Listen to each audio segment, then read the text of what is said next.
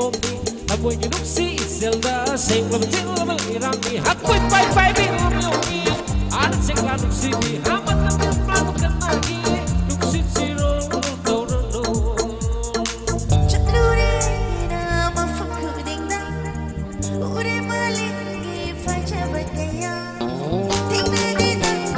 nuksi amma dakmara heli na boy taxi oi hello isunangi oi chagi apko khuding mangalo nakko anu nuksi ge nakno pai shumo monok chagi nakai gaya nasi apoy ani ni nasi kitmiro nakjumdo nakpada jaba nipu khuding le nagi nawai mati kang handi ambi yung nuksi ba ambi yung lindana bukha khuding se nagi nang buhay na lang chagi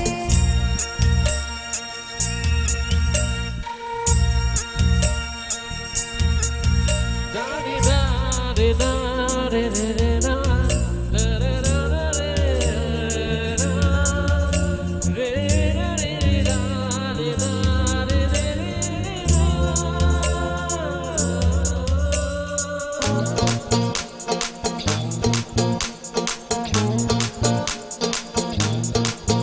la chagi chagi nakino sisanta la chagi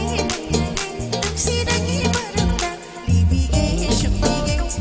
nuksi warina otha jawno kaina aigi nuksi tapata yegla na bala mansila maiki namoyani gi nuksi masasay kamila asak upawa abla una miba itjaho silat moyani gi maranda kitiro nakjuno nakpada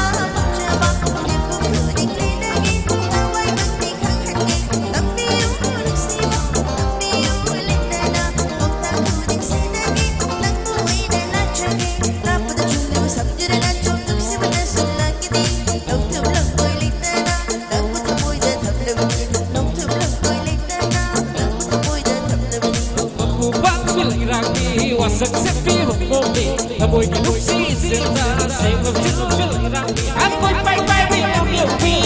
an sing la nuksi bi hamat na plano